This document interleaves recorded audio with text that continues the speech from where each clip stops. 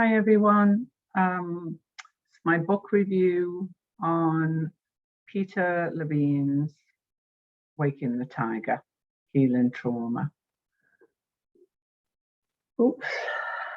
I absolutely loved this book. I grappled with it for a good few weeks, to be honest, because I felt like it wasn't a book that you could just, skirt through. So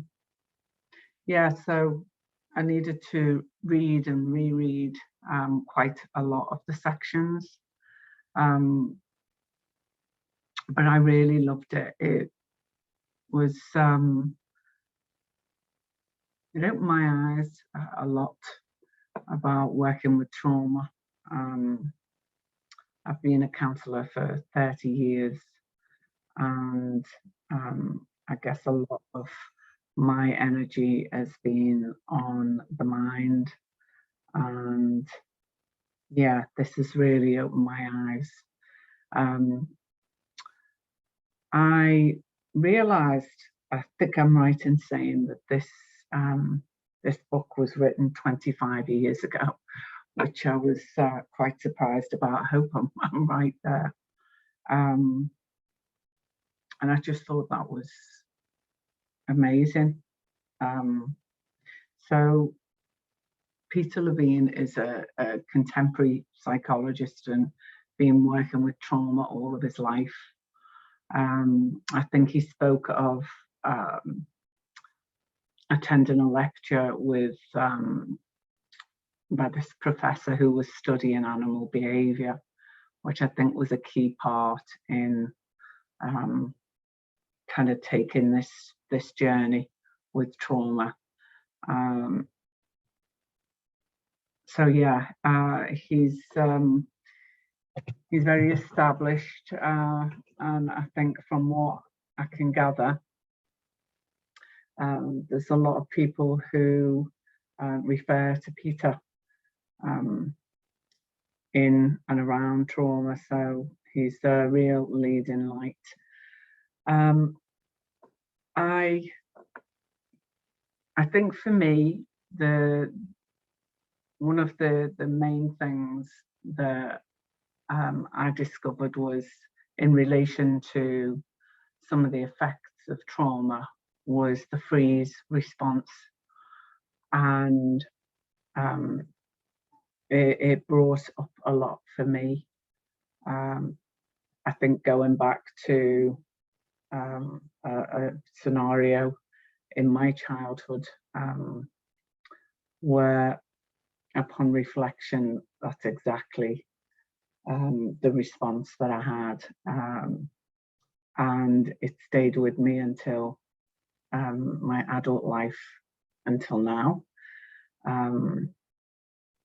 And that shaken response was really evident for me. It's relating to dentist and having pressure put on my chest by the dentist when I was a child. Well, she actually kneeled on my chest, and it really did affect my view of dentists, and was clearly a trauma that stayed with me all my life. So yeah, it's just a real eye-opener. I think one of the quotes that really stands out for me was where he mentions, when he talks about body sensation rather than intense emotion is the key to healing trauma.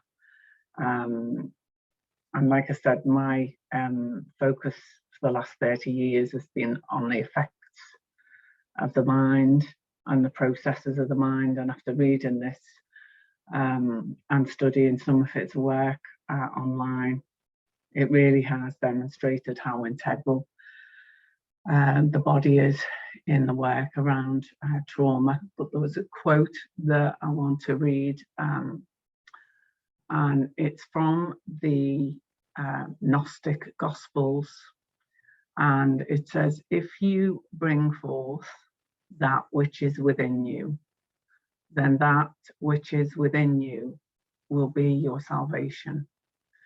If you do not bring forth that which is within you, then that which is within you will destroy you.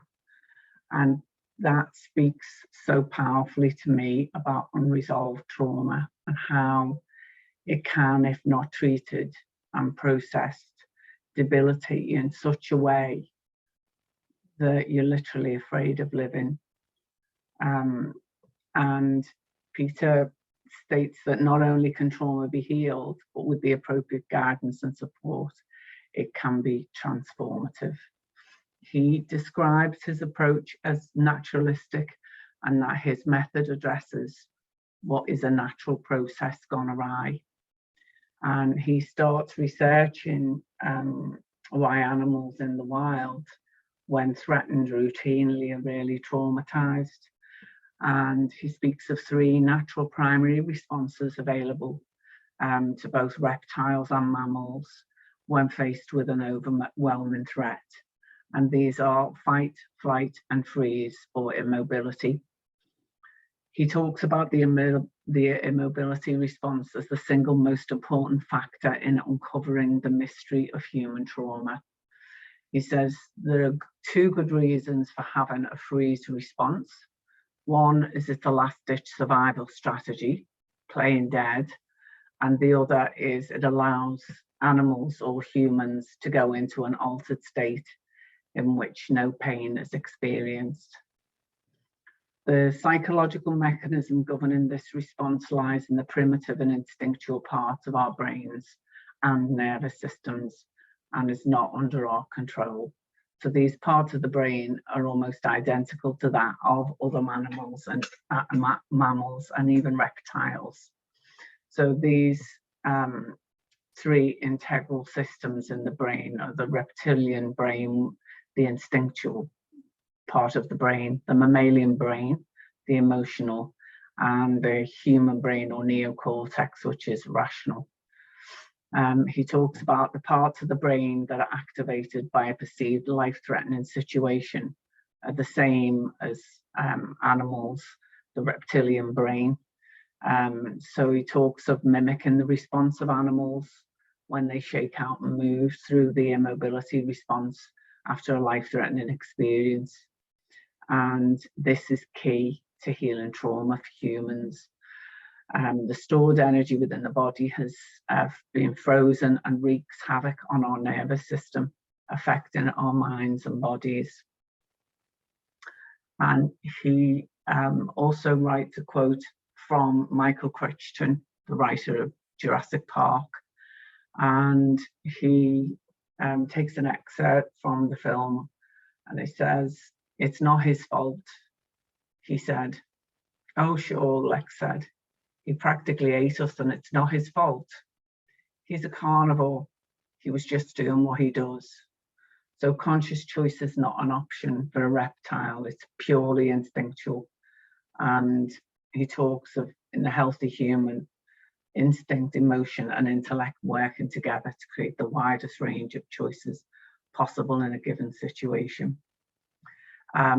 The aha moment for me was the felt sense and connecting to the felt sense. I think being in work mode for a lot of my day, like lots of people, I've recognized I spend most of my time in my rational brain. And it really has made me realize how much I disconnect from my body for such long periods in my day. So I enjoyed the exercises Peter gave in the book, and I'll continue to use these for myself, but also with my clients too. I didn't really find any of the book challenging, but like I said at the beginning, I did struggle to, kind of reread and reread quite a bit of it to make sure that, I was sinking in. it's highlighted a lot about me being in my head and discounting my own feelings within my own body. And because of this, it's given me opportunities to make changes in the work patterns that you know, I'm kind of involved in my day. So I start to allow myself now time to just be present into the body, feel into the body what's coming up for me. Oftentimes I can override those feelings because I find it can be distracting for me in my work, but I know it's essential for me. I think the book is essential for all breath workers, counsellors, you know, anybody working with people in trauma, particularly relating to the felt sense. He says, awareness means experiencing what is present without trying to change or interpret it. And anytime you catch yourself saying or thinking, you are attaching an interpretation to your experience that will take you out of simple awareness and back into the realm of psychology. So, yeah, but I really enjoyed it. Thanks very much. Thank you.